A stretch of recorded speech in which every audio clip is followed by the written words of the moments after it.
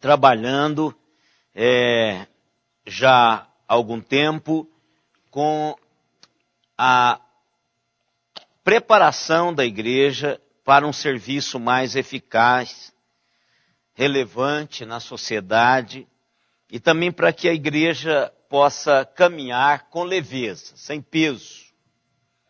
Porque muitas vezes a igreja vai crescendo e as pessoas que trabalham são as mesmas.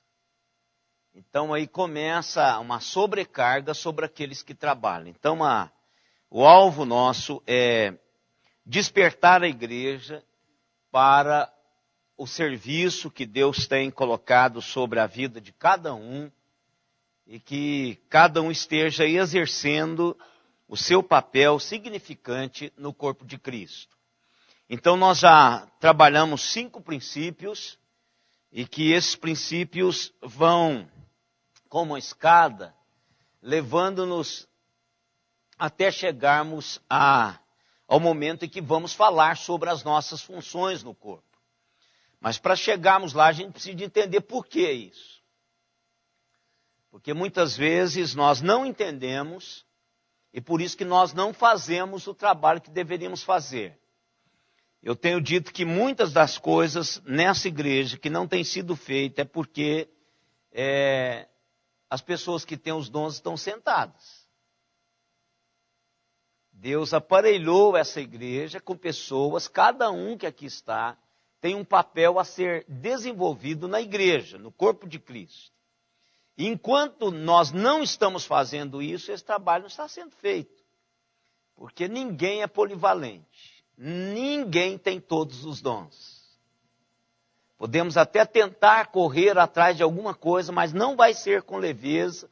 Às vezes vai tornar-se peso e não vai ser levado a contento aquilo que nós estamos fazendo. Então, eu quero só recordar, passar os princípios para os irmãos não perderem de onde é que nós saímos e para onde nós estamos indo. Porque com o tempo, como é um estudo longo, então a gente vai perdendo os princípios lá atrás, então não pode ser feito isso. Então o primeiro princípio servir é um mandamento bíblico. A disposição para o serviço não é facultativo. Nenhum de nós fomos chamados, ou foi chamado, para optarmos se vamos trabalhar ou não. Todos nós fomos chamados para servir. Não tem nenhum consumidor aqui. Todos nós somos servos. E nós precisamos de aprender isso, irmãos, porque às vezes a igreja age como se ela fosse um grande mercado e muitas vezes a liderança faz isso. Então a liderança quer agradar os consumidores. E aí por isso que não gosta da música, não gosta disso, não gosta daquilo outro, não gosta daquilo. Isso é visão de consumidor. Então todos nós somos servos e isto não é facultativo. Fomos chamados para sermos servos. Deus nos chamou para servi-lo.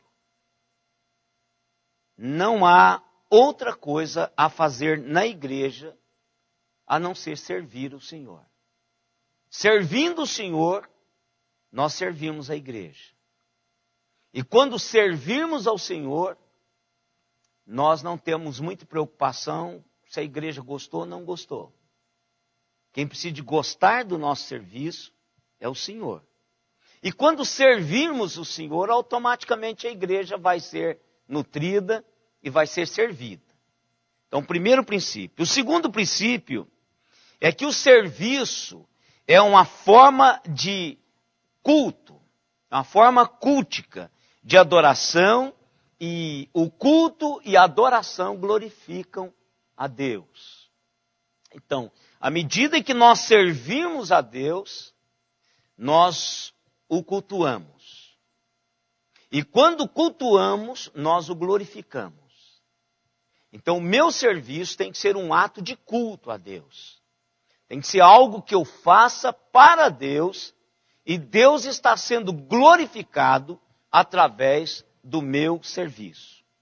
Então a meta final de todo serviço é a glorificação do nome de Deus e nunca em proveito próprio. Nunca em proveito próprio. Então a meta final de todo serviço é a glorificação de Deus. Terceiro princípio. O desempenho do serviço promove a edificação da igreja. Todo ministério precisa ser exercido sem se perder a visão de reino e a edificação de todo o corpo. Não é uma visão guetal, de gueto. É uma visão de reino. Se eu sirvo a Deus e ao reino de Deus e não a um gueto. Por exemplo, eu sirvo a Deus servindo a igreja presbiteriana enquanto ela for fiel à palavra de Deus. Se algum dia a igreja presbiteriana do Brasil negar a palavra de Deus, eu estou fora da igreja presbiteriana do Brasil. Se algum dia eu for proibido de pregar a palavra de Deus expositivamente na igreja presbiteriana do Brasil, como única, infalível, absoluta, inerrante, regra de fé e prática, eu estou fora da igreja presbiteriana do Brasil. Então eu sirvo ao reino. Não é um gueto. Não é o gueto presbiteriano, batista, metodista, wesleyano, não importa. Não é um gueto. O serviço que nós prestamos ao nosso Deus é um serviço ao reino de Deus e ao rei, que é o próprio Deus. Então, eu penso nisso e trabalho nesse sentido, e esse serviço é para a edificação da igreja. A igreja precisa crescer à medida em que eu vou desenvolvendo o meu trabalho e o meu serviço na igreja. Quarto princípio. As pessoas precisam servir em um lugar significativo, cumprindo um propósito singular. Ou seja, eu fui chamado para servir. Enquanto eu sirvo, eu cultuo a Deus, o adoro e o glorifico. E enquanto esse serviço está sendo feito, eu estou trabalhando em prol do reino para a edificação da igreja. Mas para que isso flua, não tenha peso, eu preciso trabalhar no lugar certo. Deus não me chamou redondo para tampar um buraco quadrado. E Deus não me chamou quadrado para tampar um buraco redondo. Então a necessidade não é o meu chamado. O meu chamado é o meu ministério. Por exemplo, nós já ficamos aqui várias vezes sem organista. Eu não vou arriscar, nem vou ficar preocupado, porque não tem organista. Os organistas que estão sentados e não exercem a sua função é que tem que ter problema com Deus com relação a isso. Não vou tentar tocar, porque eu não sei tocar. Então, a realidade, a necessidade, não é o meu chamado. O meu chamado é para estar num lugar que eu fui chamado, para estar naquele lugar e com leveza desenvolver, cumprir um propósito singular na minha vida. Ou seja, já passaram pastores por aqui e vão passar outros pastores por aqui.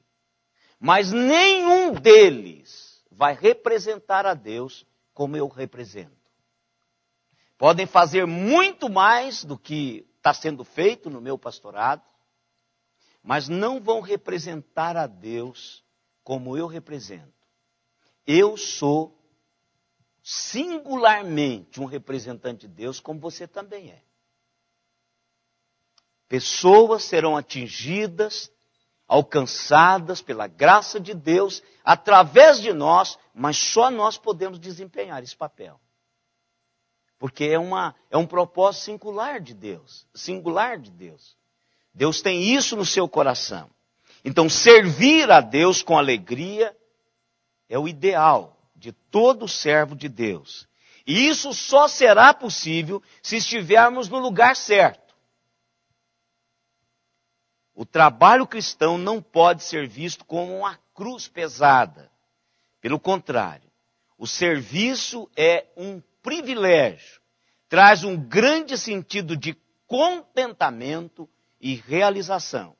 Por isso, servir não implica simplesmente ocupar um cargo na igreja, mas muito mais do que isso, é um estilo e um propósito de vida. Então eu sirvo a Deus servindo num lugar significativo, e esse lugar significativo pode não ser para você, mas é significativo para mim, porque é para lá que eu tenho a vocação de estar. Essa semana, aliás, sexta-feira, nós recebemos da igreja de Votuporanga a carta, o conselho recebeu a carta de convite do Douglas. O Douglas está deixando o ministério da Igreja Presbiteriana de Araraquara e indo para ser copastor da Igreja Presbiteriana de Votuporanga. É Votuporanga, né? Votuporanga. E eu disse lá e disse para ele que a minha visão do Douglas não é visão pastoral de igreja. Para mim, o Douglas tem um ministério itinerante, não de igreja. Disse isso para ele na reunião do conselho, disse pessoalmente e disse para o pastor que veio conversar comigo sobre o Douglas. Então, cada um não diminui ele não ser pastor de igreja, sendo pastor itinerante. Porque tem que ter vocação. Por exemplo, eu não gosto de pregar em outras igrejas. Quando eu aceito o convite é porque eu tenho intimidade com o pastor e com a igreja aonde eu estou indo. Eu não fico pregando, eu não gosto, eu não sinto fluir do meu coração a mensagem para uma igreja que eu não conheço. Não gosto, não tenho essa vocação. Quer me deixar sem palavras, é me colocar para pregar num culto de praça. Eu não tenho vocação de pregar ao ar livre. Não tenho. Eu sinto extremamente preso, sem nada. Eu não tenho palavra para dizer para ninguém que está lá olhando. Eu fui chamado para pregar em quatro paredes e o meu lugar. Meu lugar.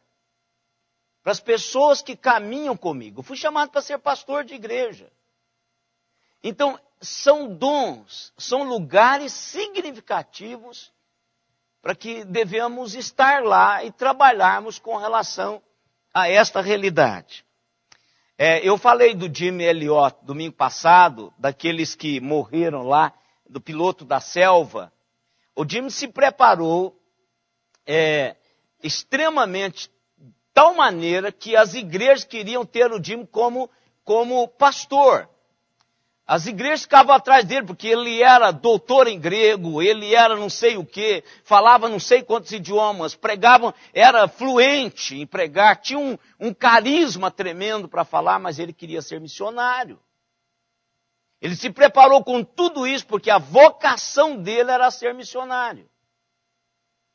E ele morreu exercendo a sua vocação, e fez uma diferença tremenda a sua morte ali entre aqueles índios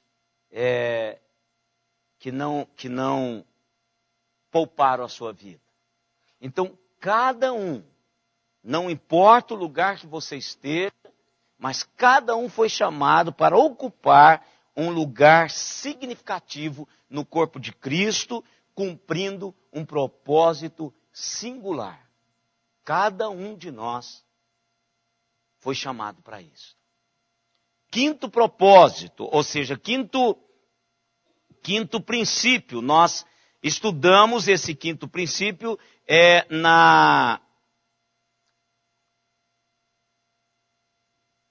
dois domingos atrás. Nós gastamos 2 domingos para estudarmos o quinto princípio. Qual foi o quinto princípio, irmãos? Quem se lembra? Hein? Interdependência.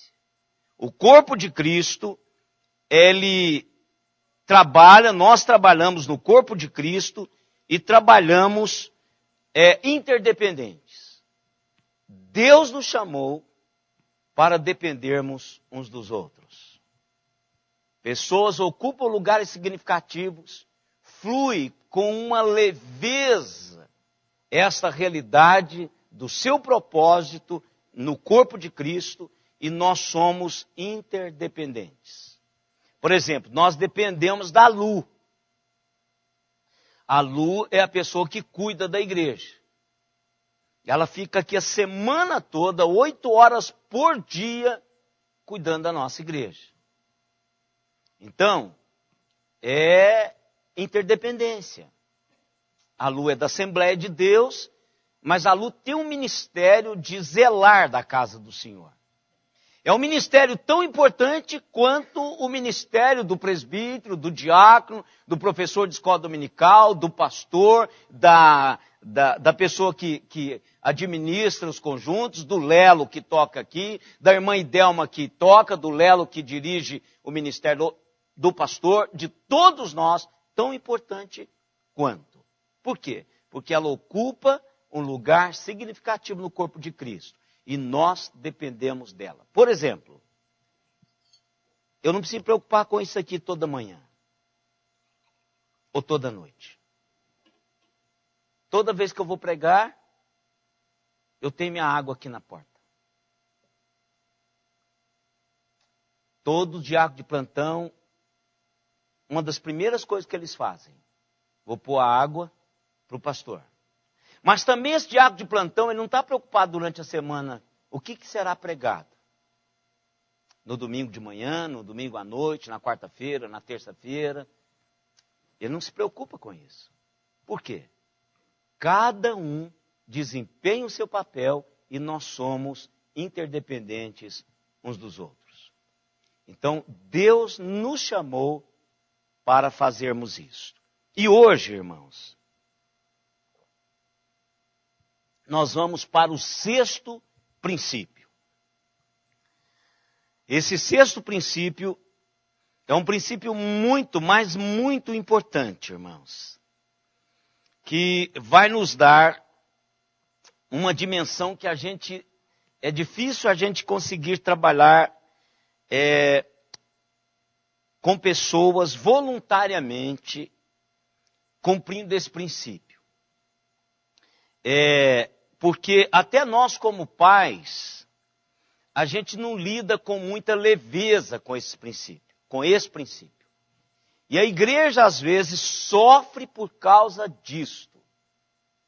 Mas a gente precisa entender da diversidade do corpo. Então o princípio é: diversidade não é divisão. A graça de Deus é multiforme. E ela se revela a nós de maneiras diferenciadas. É um grande erro tentarmos padronizar os membros de uma igreja.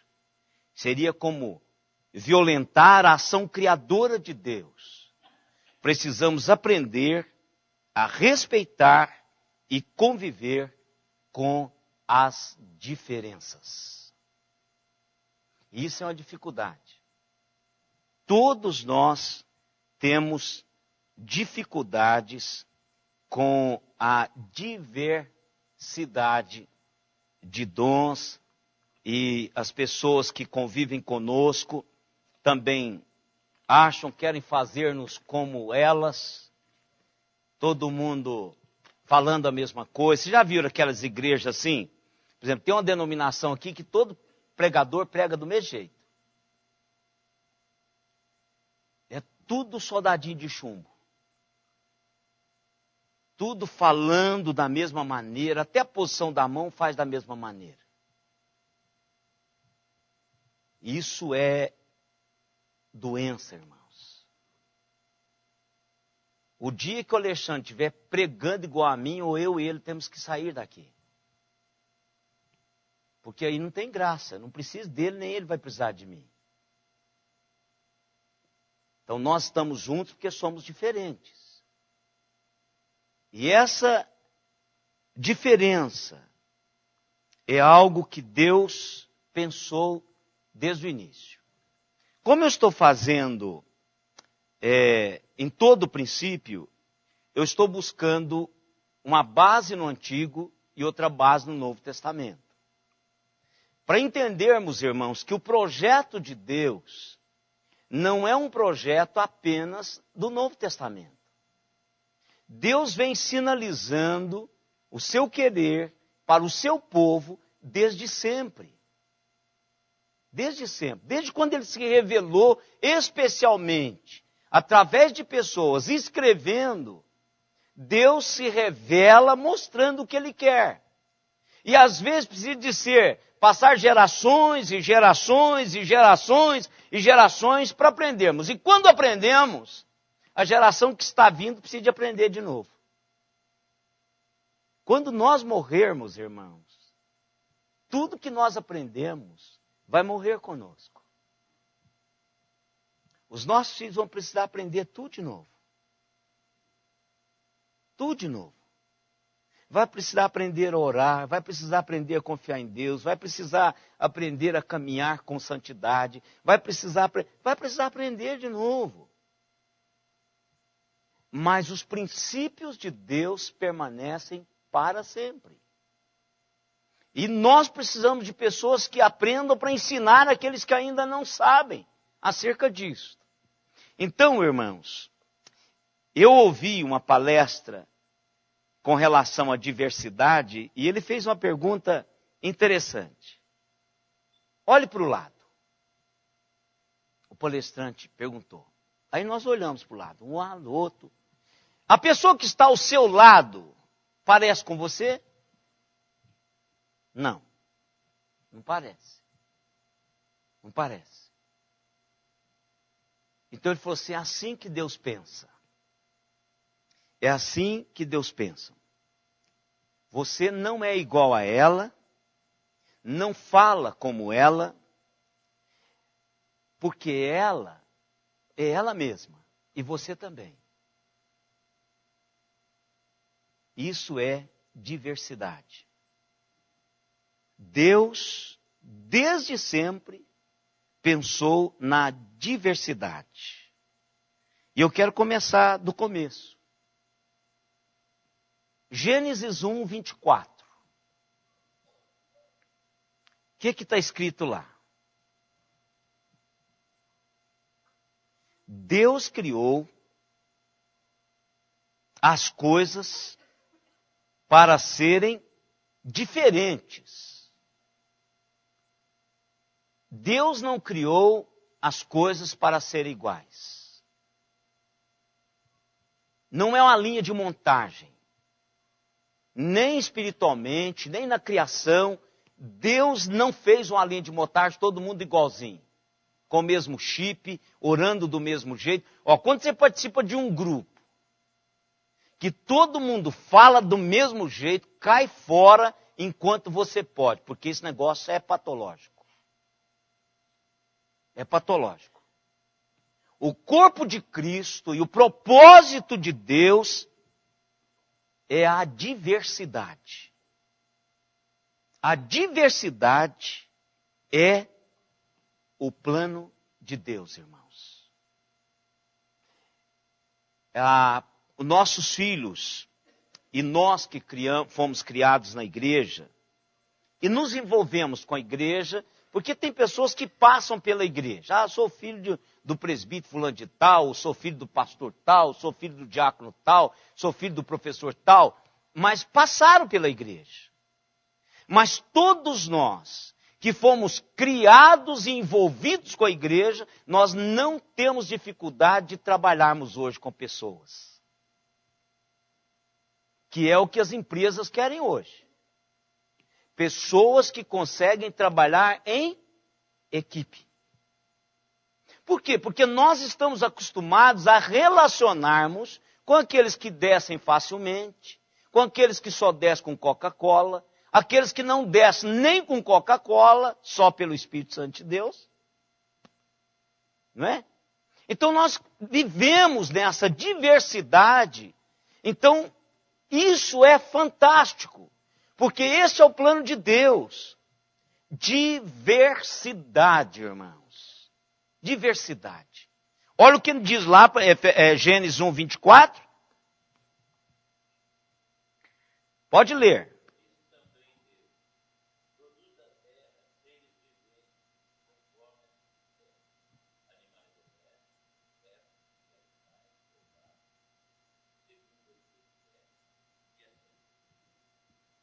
Olha, o que está sendo colocado aí? Hein? Variedade. Diversidade. Diversidade. Deus queria diversidade. Já pensou? Se tivesse só cachorro, eu não iria aguentar.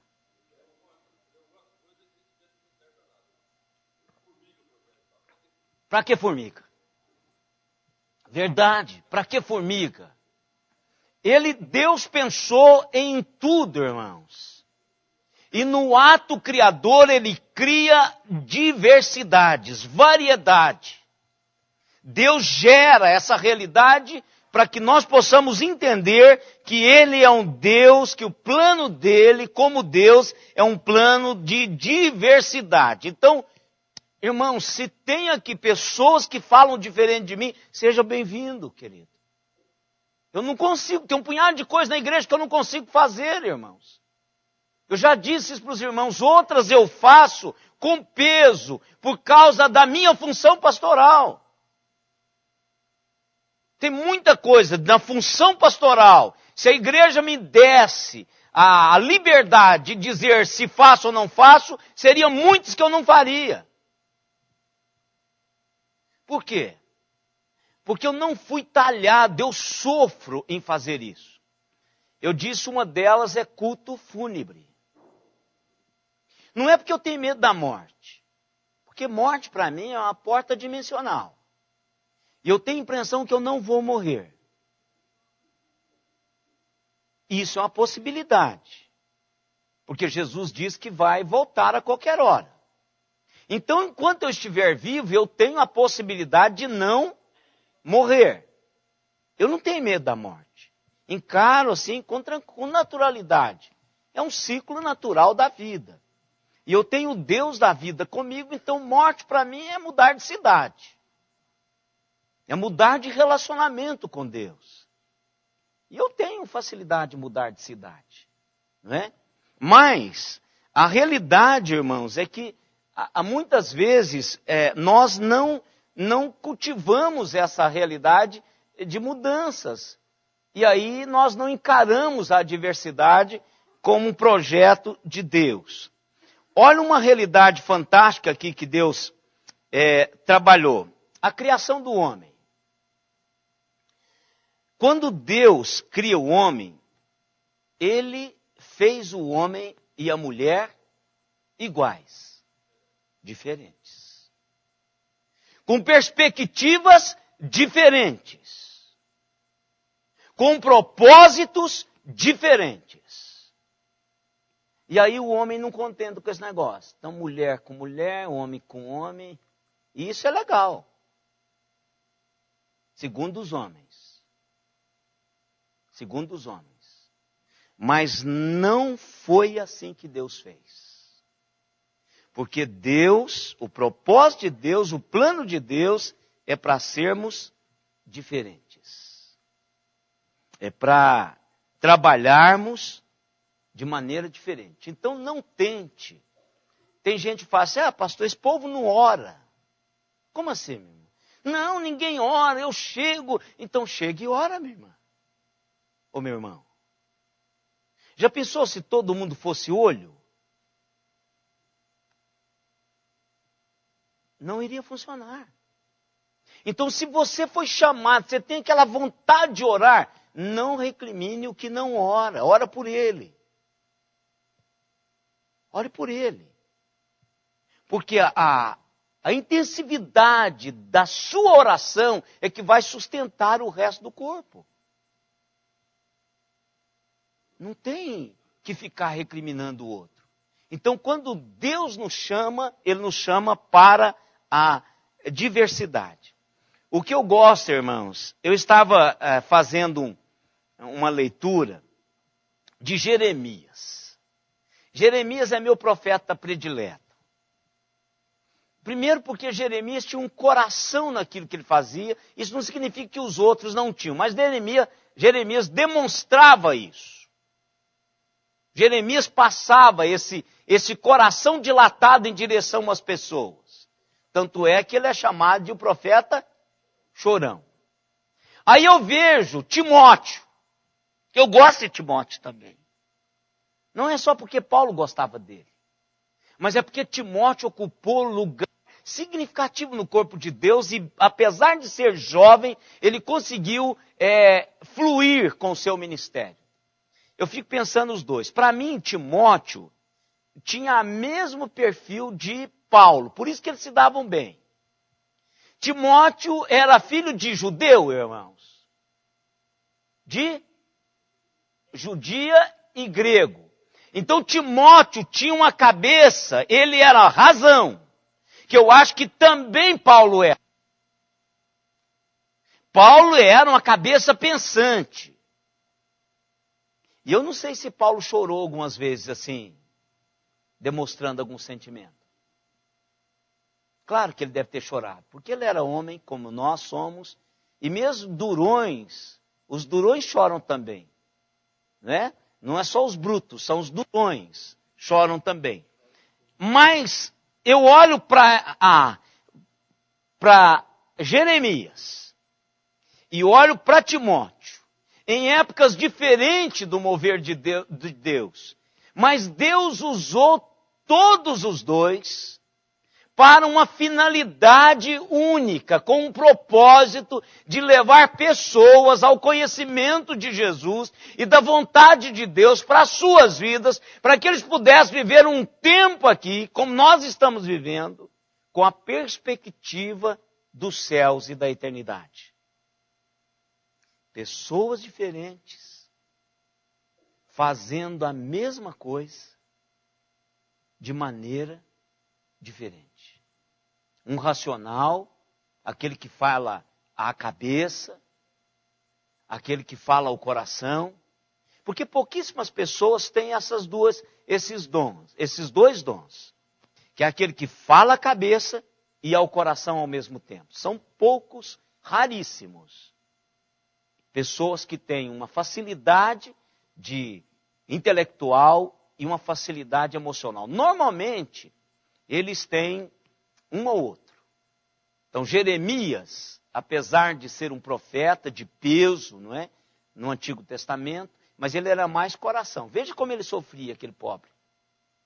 Veja como ele sofria. Timóteo já era mais o estilo de Paulo. Põe em ordem esse negócio. Olha, põe esse camarada, entrega para o diabo esse camarada. E ele não mudava a camisa para fazer isso. Por exemplo, eu não consigo fazer isso, entregar para o diabo. Eu tento, o Senhor tem misericórdia, e eu tento até caminhar um tempo juntos. Às vezes eu tenho vontade de fazer isso. Mas eu não consigo fazer isso. A Simone fala, porque você tem um coração de pastor. Eu não consigo fazer um punhado de coisas na vida exatamente pelo coração que eu tenho. Então isso tem me prejudicado em algumas áreas. Eu não consigo ser... matematicamente falando, exato, não é? Não consigo. Agora, Deus usa tanto um quanto o outro, porque Deus ama a diversidade. Por falar em diversidade, irmãos, vamos, antes de vermos Paulo e entrarmos propriamente na igreja, vamos ver a perspectiva de Jesus com relação à diversidade. O que os irmãos têm em mente da perspectiva de Jesus sobre a diversidade? Vamos pensar em Jesus. Jesus é o nosso paradigma, não é? Ele é a quem nós devemos olhar e caminhar com essa visão. Qual que é a perspectiva de Jesus? Nós já vimos da criação, né? E aí nós podemos caminhar. Se quiséssemos ficar só no Antigo Testamento, essa aula nós poderíamos ficar. mas eu quero caminhar um pouquinho mais para o Novo Testamento e tomar Jesus como o nosso paradigma, como sempre. Primeiro, pronto, então aqui já está alguma coisa sinalizada. Jesus Cristo, quando chamou os seus discípulos, ele não foi lá e escolheu só médico. Quebra de protocolo. Está aparecendo aí com o rapaz que está por aí. Então, o Senhor Jesus, ele olhou para o coletor de impostos e disse: serve. Chamou. Que eu tenho certeza que esse coletor de impostos, ele é como qualquer administrador de empresa. Ele olha matematicamente para as coisas. Ele olha em termos de lucro, resultado. Aí ele vai e escolhe um zelote, que é aquele camarada que ele faz negócio com todo mundo, mas entrega para poucos. Não é? Isso aqui diz que é igual o judeu e o turco. Todos os dois vendem a mãe. Só que tem um deles que não entrega. Não é? Então, aí ele vai e escolhe pescadores. Então você olha para o pescador, ele nasceu ali. O mundo dele vai até onde o barco dele pode ir. E depois ele vai para a feira. Vai dormir cansado, levanta de madrugada, vai de novo até onde o barco dele pode ir. Ele volta, vai para a feira, dorme cansado e vai lá. A dimensão de mundo desse camarada era muito restrita. E aí por diante, ele vai escolhendo, ele vai chamando pessoas para que essas pessoas pudessem, e até de um grupo terrorista, o Senhor chama. Não é? Então, são coisas assim, terroristas que eu falo assim, gente brava. Chamou Pedro e chamou João. João manso, coração dilatado em direção às pessoas. Agora, Pedro era um matador em potencial, era um pitbull. Se não tiver adestrado, ele mata qualquer um. Não é? Então, essa diversidade, o Senhor trabalhou com realidade às pessoas. E a associação de Jesus? Com quem Jesus se associou? Vamos lá, vamos falar essa aí. Prostituta, fariseu, gente, a pior classe era a dos fariseus. Espoliador, que era Zaqueu, não é? Quem você disse? Ana. Nicodemos, um intelectual, religioso, só religioso, conhecia teologia, o manual de Calvino de capa a capa. Berkoff, então, ele tinha lido de capa a capa, aquele livrão dessa grossura assim. Ou seja, aquele camarada que conhecia toda a teologia, mas não sabia como funcionava a realidade de Deus na sua própria vida. Então ele associa-se com várias pessoas. E Deus gosta disso. E ele representava a Deus nessa realidade. E quando Jesus se associava com essas pessoas, Jesus não mostrava nenhuma parcialidade. Ou seja, Jesus não preferia o publicano ao zelote. Não preferia a João a Pedro.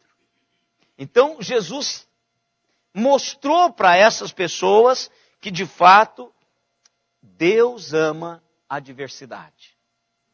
Agora, irmãos,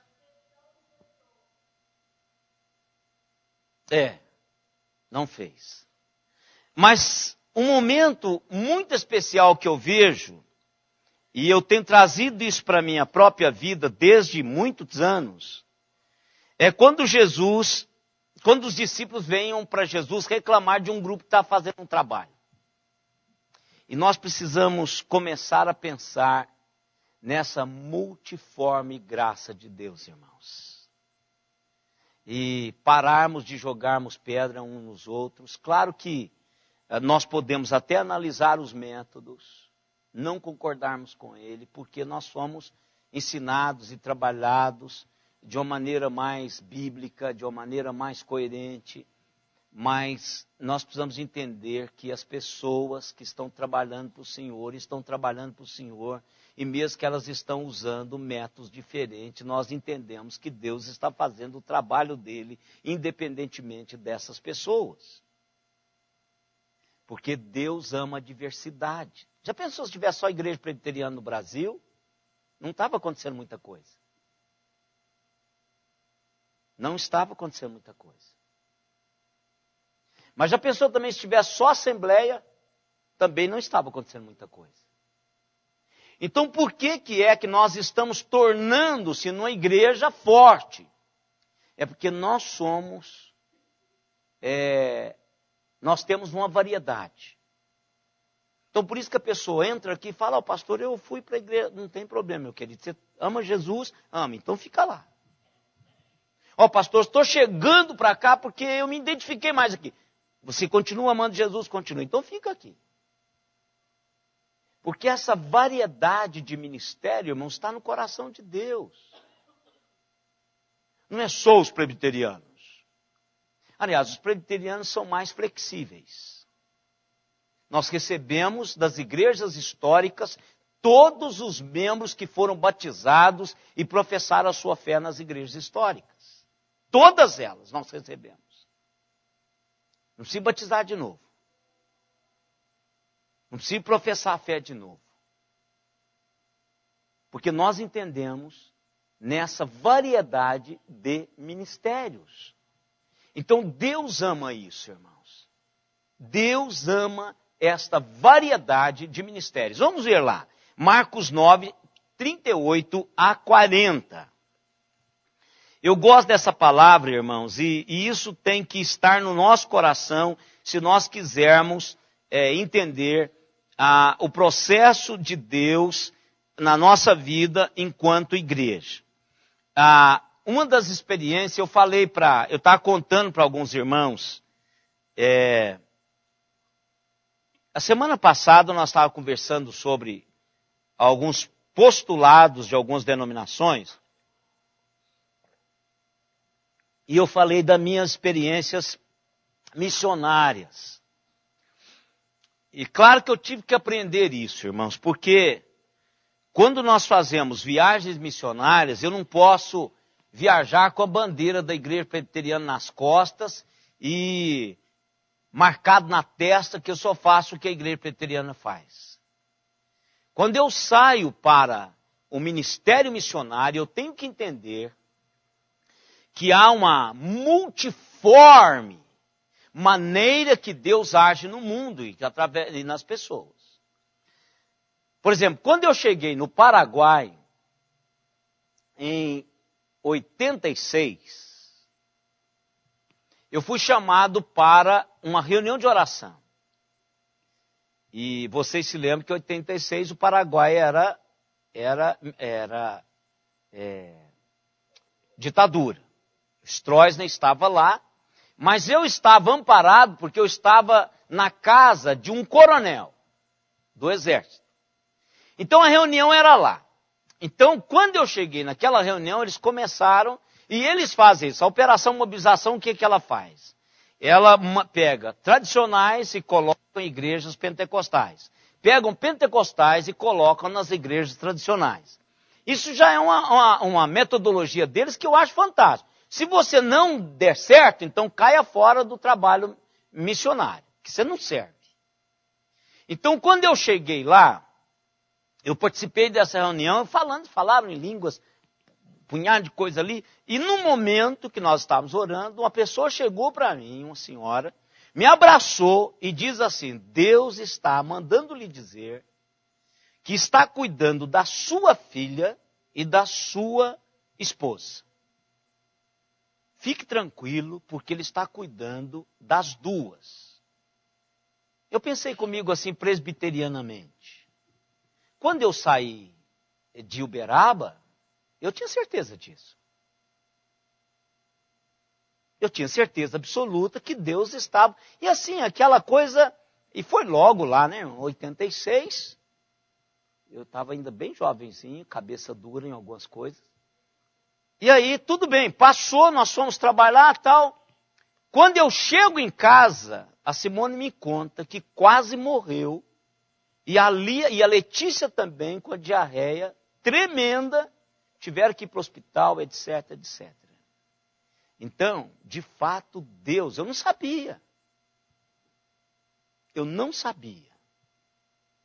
Mas Deus, de fato, mandou aquela irmãzinha para dizer para mim que Ele estava cuidando dela, que eu não deveria preocupar, mesmo que eu não sabia o que estava acontecendo.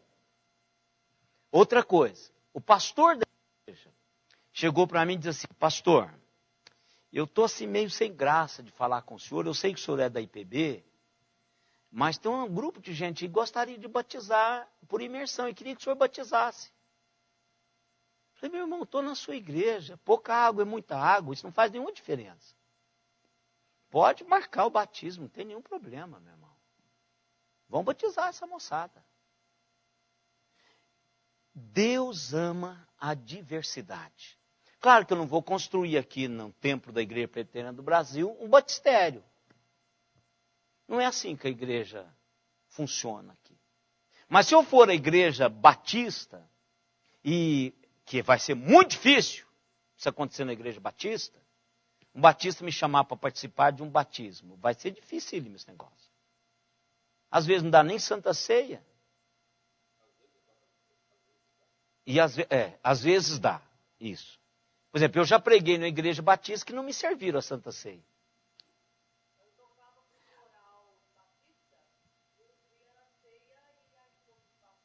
Falou para o senhor não tomar. Eu disse para o pastor, eu era seminarista, fui pregar nessa igreja, a Igreja Batista da Capunga em Recife. Fui pregar lá, estava já no meu 4º ano, e era o momento de ceia, eles me pularam, eu fiquei extremamente irado. Naquela época o paraibano era mais exaltado. Fiquei irado santamente ali. Disse, se esse cara me desse a palavra agora depois da Santa Ceia, ia ser diferente o sermão. Né? Aí quando terminou tudo, ele veio me cumprimentar. Foi uma bênção, pastor. Eu falei, para mim não foi, cara. Eu vou te dizer 2 coisas. Primeiro, eu creio na palavra de Deus. Eu creio que a igreja do Senhor Jesus Cristo, em toda dimensão, é única. Eu creio que Deus é único. Eu creio que o batismo é único. Eu creio que o Espírito Santo é único. Eu creio nisso. Eu não sou como você.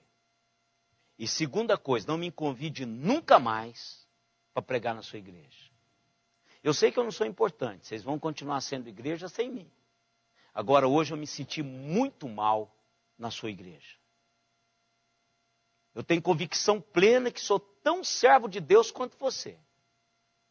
Vocês me negaram a ceia do Senhor.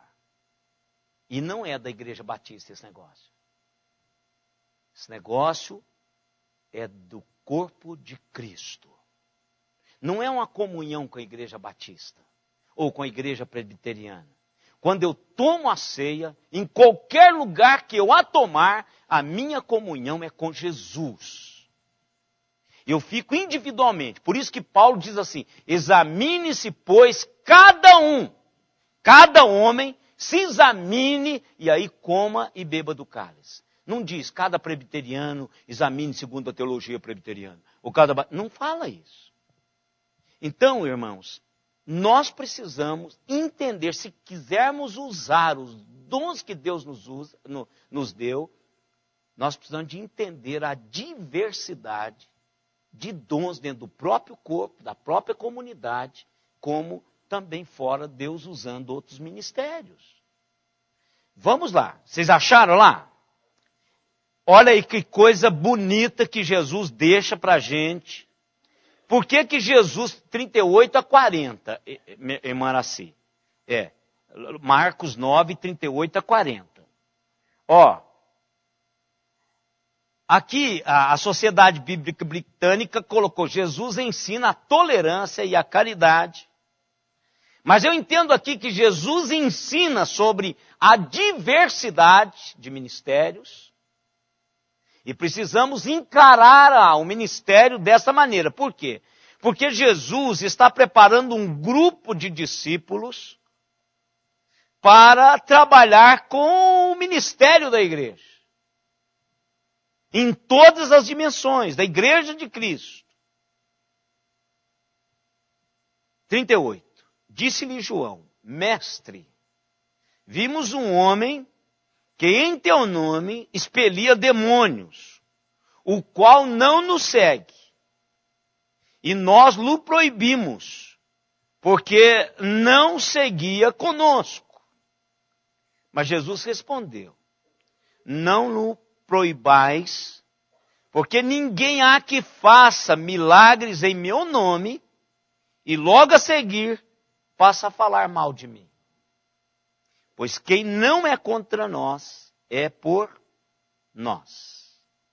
Ou seja, ele não faz parte do nosso grupo, mas ele tem a ver comigo. Ele não é presbiteriano. Ele não prega expositivamente, mas ele tem a ver comigo. Então, irmãos, a diversidade também é ministerial.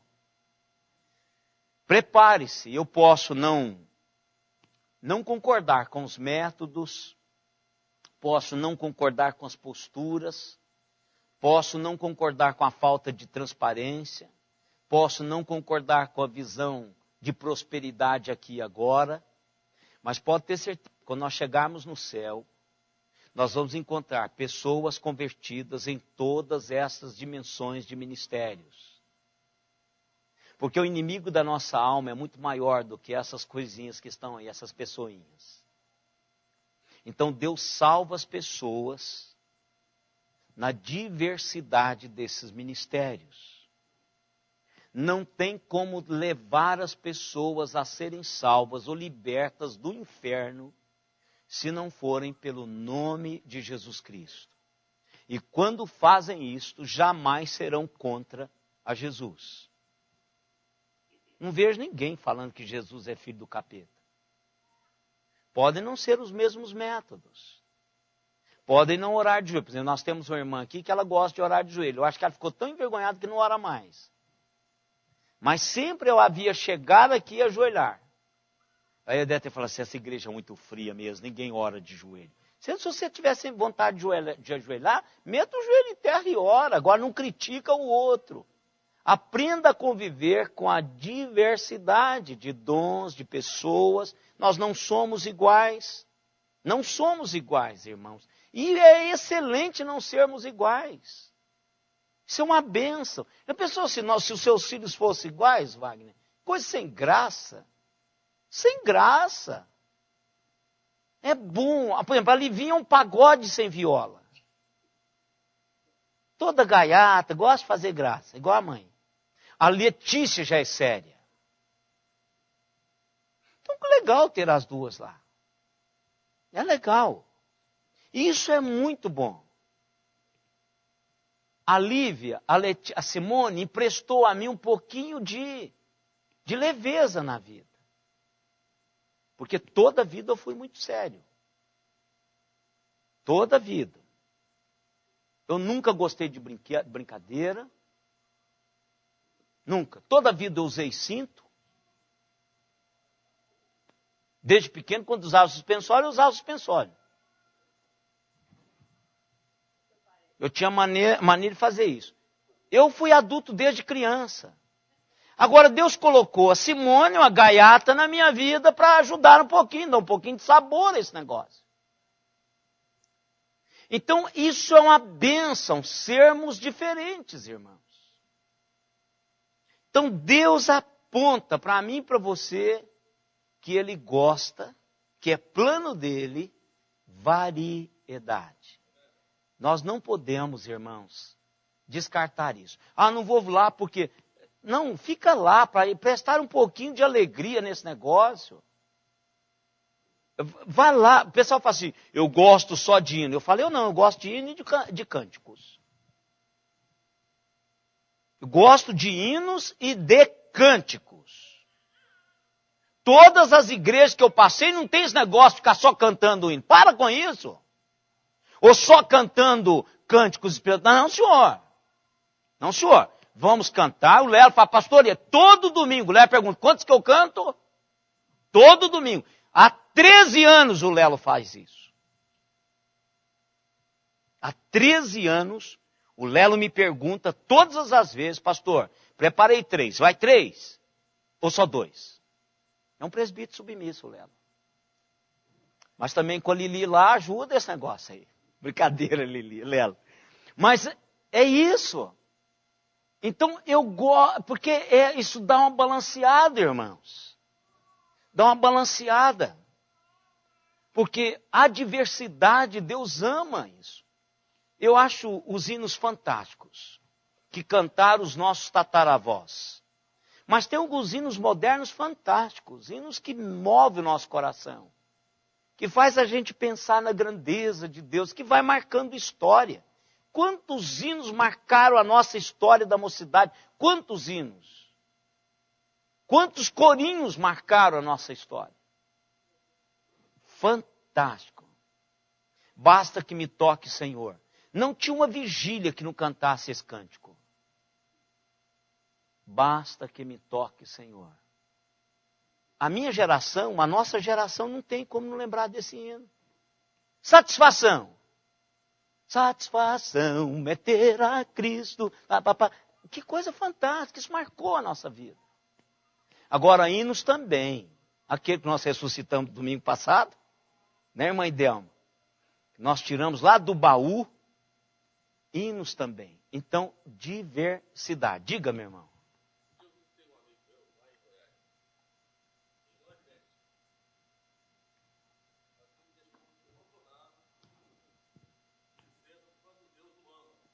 Olha aí. Olha que coisa. Sim. Olha que coisa.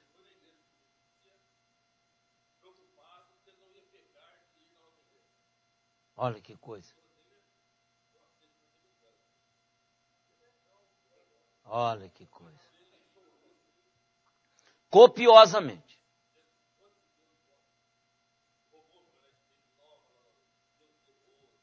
Olha que coisa, sabe? Essa visão que ele tem de bondade de Deus. Então, olha que coisa. Exemplo, para mim, a grande bondade de Deus, irmãos, é por ele deixar eu servi-lo. Essa é a grande bondade dele para comigo. Olha aí. Olha que coisa. Olha aí que coisa. Oh, claro, era. Na hora. Não, talvez eu não, porque eu tenho um coração meio mole com esse negócio. Eu não pode. É.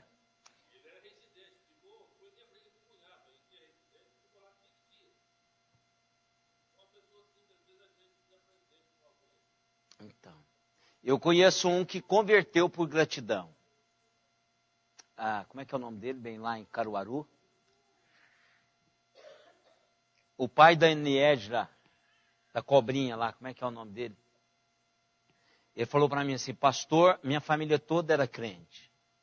A minha esposa, meus filhos, e eu ficava irredutível diante de Deus. Mas quando eu comecei a perceber o quanto que Deus mudou a vida da minha família, eu aceitei Jesus por gratidão. Ele chegou lá na frente, no dia de mensagem doutrinária, que não tinha nada a ver de evangelismo, chegou lá na frente e disse, pastor, eu quero aceitar Jesus Cristo como meu Salvador e meu Senhor hoje. O pastor quase caiu das pernas, né? Então, por gratidão, né? Então, isso é fantástico. Então, irmãos, diversidade. Olha para o seu lado e veja que a pessoa ao seu lado não parece com você, não fala com você, mas Deus ama a diversidade. Deus tem um ministério que abranja todas as realidades de pessoas no mundo. Todas as realidades. Eu estava olhando ontem o Felipe. Felipe com aquele mundo de menino assim sentado e fazendo uma dinâmica com aquele grupo.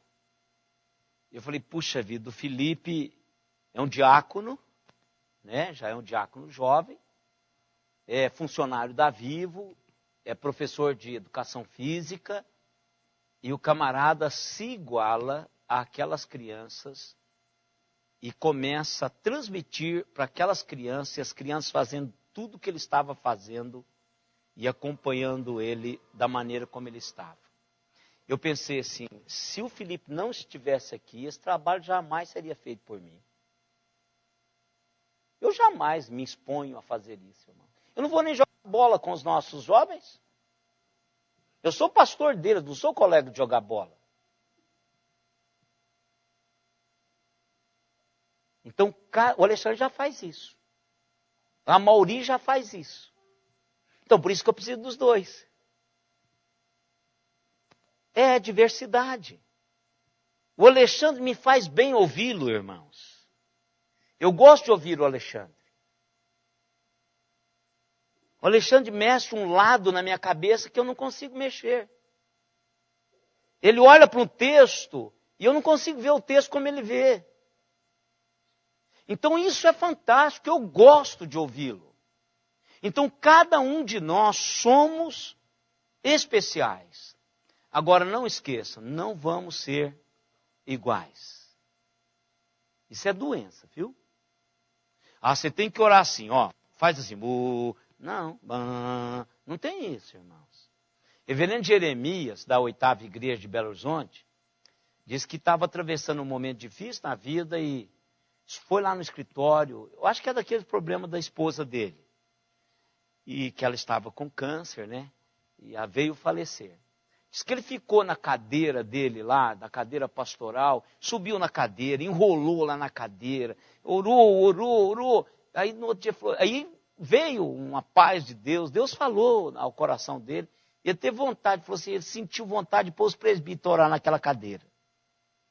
Rapaz, essa cadeira tem um negócio mágico, eu acho que vou pôr os presbíteros a orar aí, um de cada vez, tranco aqui e falo com ele como que é a posição para ficar. Ele contou isso. Falou, rapaz, vou pôr todo mundo. Mas não é assim, irmãos. A minha experiência não é a sua experiência e nunca vai ser.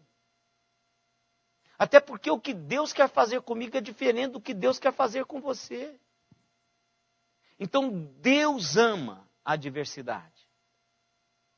Então, não tenta ser nariz, se você foi chamado para ser orelha. Deus tem um lugar para mim e para você. Por isso que eu bato sempre assim. Cuidado com o lugar que você quer estar. Às vezes nós queremos o lugar que dá destaque. Por exemplo, ministério de oração não dá destaque, irmãos. Oração não dá destaque. Você não vê pessoas que têm um ministério de oração aparecendo no vídeo da internet. Aí o cara diz, eu quero ser pastor. Aí vem para cá e ele não tem lugar, aqui não é o lugar dele. Então ele se frustra a igreja, frustra a mulher, frustra os filhos. Porque não é o lugar dele. Eu preciso entender que todos nós temos um lugar no corpo. E Deus ama a diversidade. Então, seja homem e seja mulher. Não queira ser igual. Não queira ser igual. Eu acho que é um privilégio ser homem. E é um privilégio ser mulher. Eu não sei como é. Mas eu tenho uma esposa, 2 filhas, 2 irmãs e uma mãe. Muito próximos a mim. Então, é fantástico isso. Não precisa de querer namorar com outra, ou com outro, ou morar juntos. Porque não vai funcionar. Isso é patologia. Mesmo sendo uma patologia legal. Porque ser legal, irmãos, não é o que é verdade. Tem muita coisa legal que é imoral. Muita coisa que é legal que é injusta. Muita coisa que é legal e não é bíblico. Deus não ama. Deus não ama. Então, ser legal, isso para mim não faz muita diferença. Faz muita diferença. Respeito por ser legal. Por exemplo, fumo é legal. É legal, qualquer pessoa compra um maço de cigarro e morre vagarosamente. Comprar uísque, comprar pinga, é legal. Qualquer um que tenha 18 anos pode encher a cara. Agora, irmão, isso é um câncer, isso mata. Mata, como muitas coisas que são legais que estão matando. Matando a moral, matando princípios, matando valores, matando pessoas, matando os diques da sociedade. Então, irmãos, Deus ama a diversidade. Deus vibra com isso. Então, se você e deixa Deus usar você. Não queira ser outra coisa a não ser você mesmo. Fala, Senhor, eu estou aqui, não sei falar, não sei cantar, não sei tocar. Qual que é meu papel no corpo? Talvez você seja o cabelinho do nariz. O pelo grosso do nariz. Que só fica em pé lá esperando para proteger o pulmão. E que pelinho fantástico. Que pelinho fantástico, esse pelinho durinho do nariz. Que coisa fantástica esse pelinho do nariz. Incomoda quando ele estiver para fora do nariz, né, do canal. Mas você vai lá, corta só aqui, meu irmão. Não meta a tesoura lá dentro. Deixa lá. Né? Lave-o toda manhã, toda hora do banho, dá uma suada nesse negócio. Cuida dele. Vai estar sempre úmido. Olha que coisa fantástica essas coisas que Deus criou. Deus ama a diversidade. E todos têm um lugar no corpo e no reino. Tivemos irmãos, 12 irmãos em Araraquara, um em Ribeirão Preto, em São José do Rio Preto, um em São Paulo e um em Bebedouro. Deus abençoe aos irmãos que estão ligados conosco via internet. Mais uma vez, Wagner, Deus abençoe, Samanta, as crianças.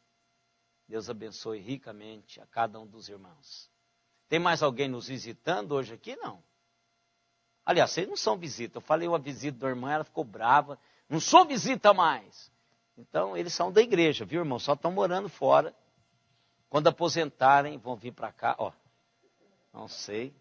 Quem sabe, né, meu irmão? Deus faz isso, mas é difícil. Temos o Rodrigo. Rodrigo conosco também. Seja bem-vindo, viu, Rodrigo? Deus abençoe a sua vida. Hein? A Nájila também é de cá. Ô, Nájila. Agora eu estou achando que você era a Paulinha, Nájila. Puxa. A Nájila está conosco. É porque parece muito a Paulinha com a Nájila. Deus abençoe. Você está onde? Tocantins. Você está sofrendo com esse frio aqui, não está? Sei disso. Vamos colocar em pé, irmãos. Vamos orar. Agradecer a Deus. Eu vou pedir o Wagner para nos dirigir a Deus em oração. Wagner, você é presbítero, né, meu irmão? Pedir ao presbítero Wagner que nos dirija na oração, encerrando assim esse momento de escola dominical. Pai amado, nós te louvamos, porque pela tua graça que nós nos reunimos de portas abertas. Amém, para aprender Senhor. Da tua palavra. Amém, Deus. Muito obrigado, ó Pai, por essa oportunidade. Obrigado, muito obrigado, ó Pai, por esse sol tão maravilhoso que nos aquece nessa Senhor. manhã, Obrigado. assim como o teu amor, ó Pai, que nos une. Amém, te louvamos, ó Pai, por essas palavras preciosas que tivemos Amém, hoje pela Senhor. manhã. Obrigado, ó Pai, pela vida do reverendo Ezequiel, que foi um instrumento teu, ó Pai, para o nosso aprendizado. Amém, Senhor. Guarda-nos, ó Pai, durante esse dia. Guarda-nos, ó Pai, no conforto, na reunião com os nossos familiares. Sê conosco e prepara-nos, ó Pai, para a mensagem da noite. Amém, Senhor. Guarde os nossos caminhos, guarde os nossos corações. Amém, Nós te pedimos no nome do teu Filho amado Jesus. Amém. Amém, Senhor. E agora, irmãos, que a graça do Senhor Jesus Cristo, o amor de Deus, o nosso eterno Pai, a comunhão, as consolações e o poder do Espírito Santo estejam em nós e sobre nós até aquele dia, quando com Ele nós nos encontraremos. Amém, Senhor. Amém. Deus abençoe, irmãos, até a noite, se Deus quiser. Ai, meu prazerão, viu, meu irmão? Deus abençoe.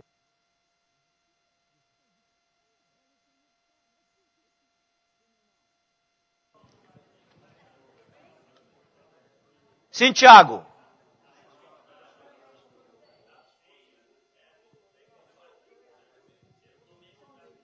Sim. Sim. Atenção, irmãos, o Tiago está falando. Fala, deixa eu te dar o microfone, Tiago. Vamos ver, o Tiago Eu também sou filho de Batista, viu, Tiago? Estou falando da minha casa. Diga, Tiago. Só um momentinho. Eu estava esperando o pastor concluir para não atrapalhar a mensagem, né? Mas só um exemplo, né? Eu sou membro da Primeira Batista em Bebedouro, né? E lá a ceia funciona assim.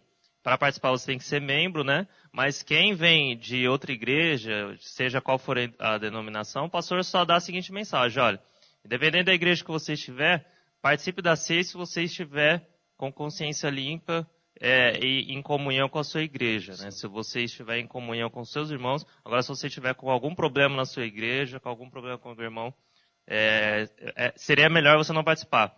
Mas não é nada imposto, né? Pelo menos na minha e em outras, né? Mas é o que o irmão Walter diz. Às vezes, ministra a ceia. Às vezes, não. Isso aí mas a praxe é não celebrar, não ministrar. É porque o seu pastor, como a igreja batista, ela tem um ministério. Seu pai celebrar por qualquer um. Como a igreja batista é um ministério praticamente independente, vai muito do pastor. Se o pastor tem uma visão de gueto, ele não dá. Ele batiza de novo, ele não dá a ceia. Mas se o pastor tem uma visão de reino, ele dá a ceia. Aí é feito uma vez no mês, mais ou menos, a ceia, né? Mais ou menos não, uma vez no mês. Aí, ó, aqui, ó, a presbiteriana teve que batizar lá de novo. Senão não toma Santa Ceia. Ó, é o pastor. Deus abençoe, irmãos, ricamente. Não, mas Deus usa tremendamente a igreja. Não vamos pensar o contrário.